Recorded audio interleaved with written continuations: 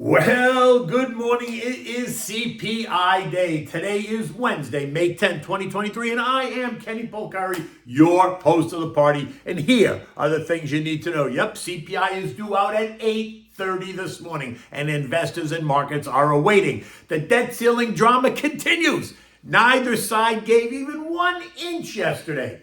Rate cuts in the fall?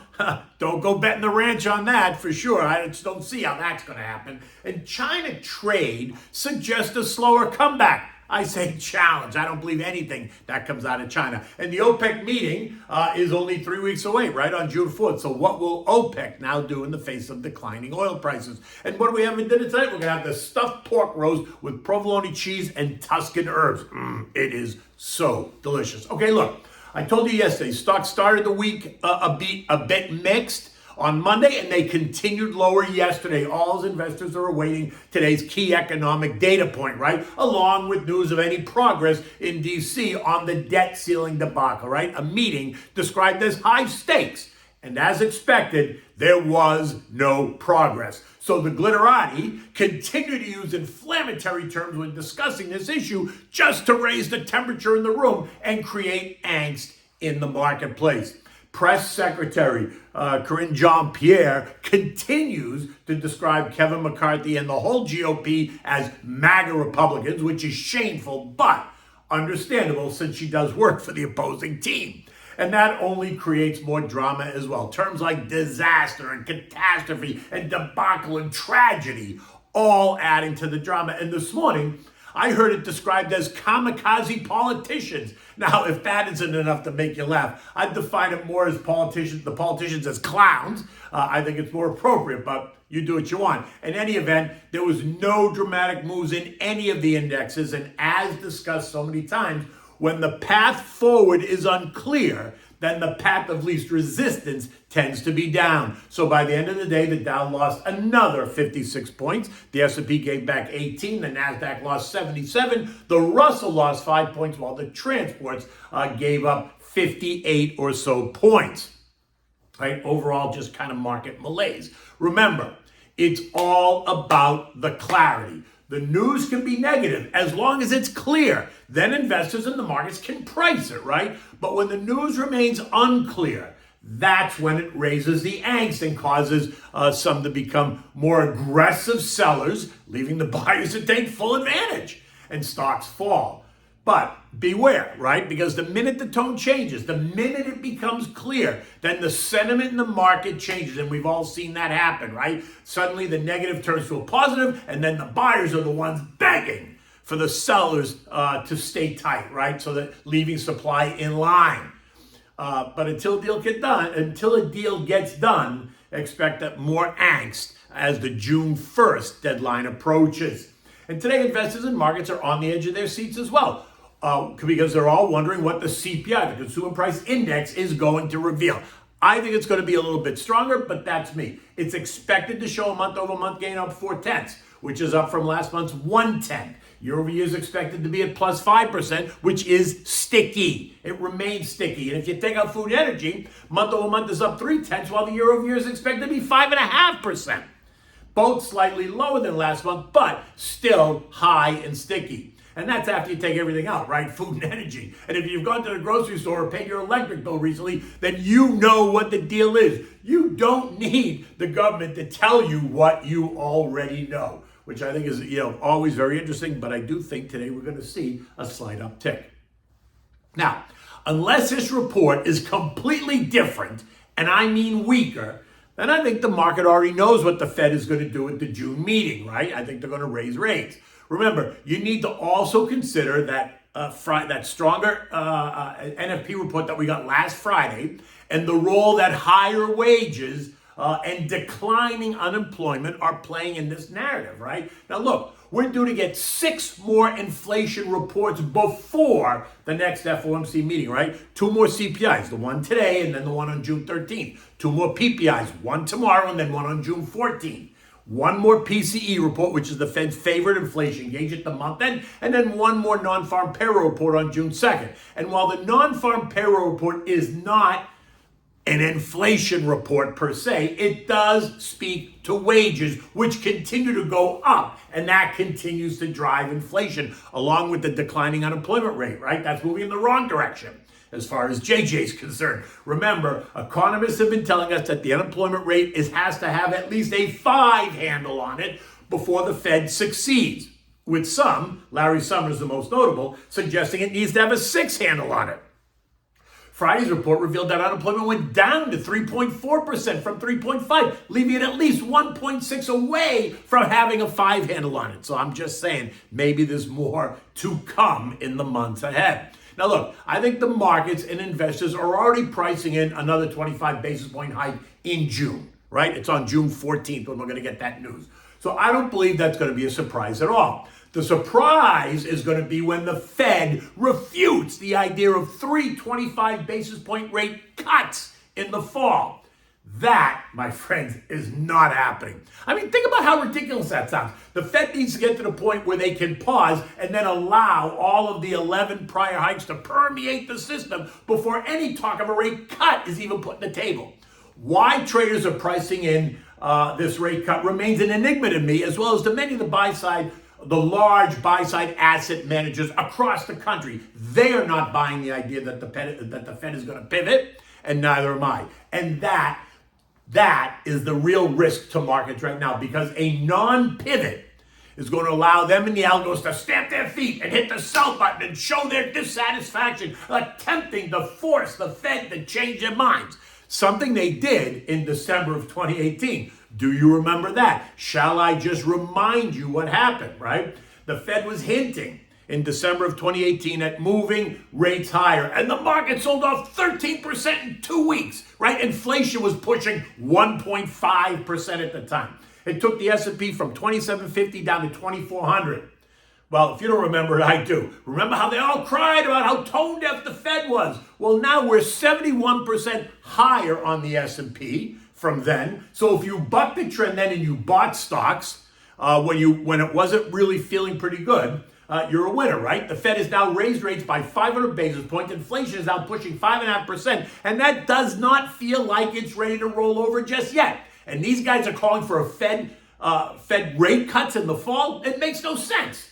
Remember, the pendulum always swings too far to the left, and then it swings too far to the right before it comes back to the middle. I don't think we're at the top of this arc yet, so I think there's a little more room to go. Tomorrow we're going to get the PPI, which is the Producer Price Index, and that's going to be a report that reveals what producers are paying for the raw materials that they need to produce, that they need to buy to produce the stuff that we consume. PPI on the top line is expected to be up 0.3, right? That's versus last month's negative print. And while the PPI final demand is expected to be up 2.5%, once again, if you take out food and energy, PPI is expected to be up 0.2 month over month and 3.3% year over year. In any event, unless these numbers veer so far from the expectation, my guess is it means nothing for the Fed, right? It's not going to change what their policy is. One more hike and then a pause, not a pivot.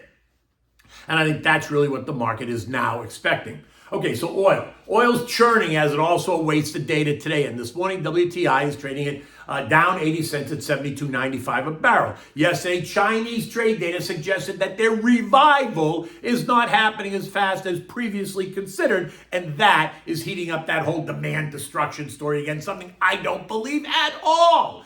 And then Saudi Aramco reported their quarterly profit fell by nearly 20% as oil prices tumbled during the quarter on these same global recession fears, right? We all remember how we saw that, and then it shot higher at the end of the quarter. They still reported profits of $31.88 billion, but that's not where they want to be, which only reinforces my argument that unless Brent and WTI recover, the Saudis are prepared to announce further production cuts on top of the ones that go into effect this month to try and stabilize the price at around $80 a barrel, which is their preferred sweet spot. Their next meeting is on June 4th, just after the Memorial Day weekend and the official start of summer here in the Northern Hemisphere. So it's going to be all very dramatic and exciting to see what happens with that. Gold is holding steady at $2,040 an ounce as gold traders await today's CPI report. More analysis about what's happening in D.C. with the debt ceiling. ongoing confusion and angst is going to trigger another move up in gold, right? Think of it as the safe haven asset. Trendline support is down at 1983 with resistance here at about 2063. A weaker CPI report will cause all the talking heads to suggest a pivot is coming, and that's going to put pressure on gold, while a stronger CPI is going to help push gold up because rates will go up, the dollar will get stronger, and that's going to cause, the nervousness will cause buyers to go to that safe haven asset. Treasury yields are steady as well, no change to speak of. The 3-month is yielding 5.23%, the 6-month is yielding 5.16%, the 2 and 10 years are yielding 4.04% and 3.5% respectively. Banks are fighting for deposits and now realize that they're going to have to pay more for deposits or risk losing them to short duration treasuries, right? It speaks to the loss of deposits that we heard during this last reporting season. 5.2% annualized rate for a 3-month T-bill is not too shabby under the current circumstances. I mean, the banks are paying you 0.5% on your savings and checking account, and they're lending out money at 6+%. Hello, anybody home? The VIX, which is the fear index that we've been talking about, is trading at 18, which still suggests complacency. It's the low end of the range, which I think is the danger, and it should cause you just to remain cautious. The banking sector turmoil is not over yet. The debt ceiling debate is not over yet. Janet Yellen is warning of a disaster if the U.S. defaults, which might be true if the U.S. defaulted, but that's not happening either. And Stanley Druckenmiller, right, the famed money manager, is now telling us that he's prepared for a hard landing. I say, really? Join the club. Where have you been all these months? I've been saying that soft and landing should not be used in the same sentence for months now. So I just asked, did Stanley Druckenmiller just wake up from a nap? I mean, come on. How ridiculous is that now? We say, oh, we're going to have this hard landing. How many people have been calling for a hard landing for months now? This morning, U.S. futures are down. Dow's down 40, S&P's down 6, the Nasdaq's low by 15, and the Russell is down 3 points. Now, these are not dramatic moves lower, but it does speak to the path of least resistance when the news remains unclear. And that should change at about 8:30 this morning when we hear what that news is. I think the news is going to clarify the fact that the Fed will raise again in June and then pause. Not pivot, just pause. And I think that's key to kind of thinking what you think about how the market's going to react. European markets this morning are also a bit lower. They're down about 2%, 0.2% across the board as investors across that continent sit and wait as well. The Bank of England is due to announce their rate decision on Thursday, and they are expected to raise rates. That would be their 12th hike. But again, that's not going to be a surprise. That's expected to happen. So remember, we saw inflation start to tick up again in Europe, which is the fear here in the United States. It's going to start to tick up again. Now, the S&P closed at 4119 last night. It was down 19 points. Trendline support is still at 4,045. A stronger CPI could see us test that on the opening bell. An inline report might just see markets a small rally or kind of some stability, and a weaker report would see a much more significant rally. I still think the recent high of 4160-ish remains resistance. More news out of DC is also going to create more noise for investors. And remember, both sides have to win something. Jojo needs to appear as if he did not give up anything and that Congress raised the debt ceiling with no strings attached. While Kevin McCarthy needs to show that he got something. Otherwise, he risks a revolt in his own party led by Matt Gaetz, another clown.